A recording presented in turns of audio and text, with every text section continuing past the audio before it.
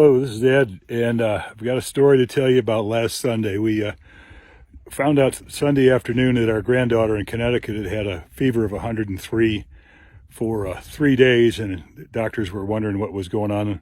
They weren't sure what it was, but they knew the fever needed to break. And when we came later that afternoon to pray, when we were eating our evening meal, God really impressed on me to do like a really fervent prayer. And so Pam and I stopped our eating and everything, and just for the next about 20 minutes focused entirely on our granddaughter and prayed a really fervent prayer over her and felt good about it, and then just went about our normal night. And the next morning we got a call from our son in Connecticut that in fact her fever had broken that night. So we were very relieved about that. It reminded me of a story that happened with my sister about 30 years ago.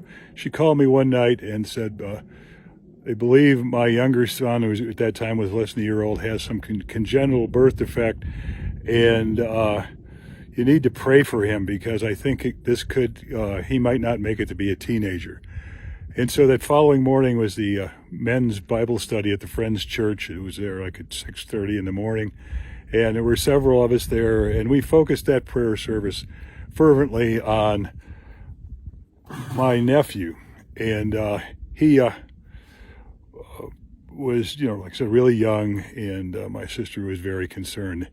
Anyway, we went ahead and prayed for quite a bit that day. I went on about my business, got home that night, and my sister called and said, Ed, I know you prayed this morning.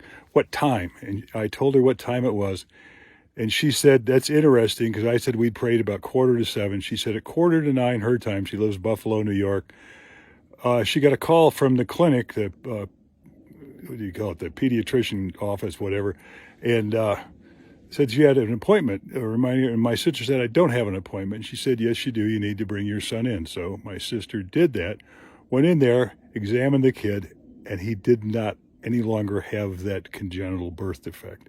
And it's just an example of what can do when you just really focus on what God wants in his will, and just a really consistent heavy-duty prayer warfare, like a hedge, like Job played around his family.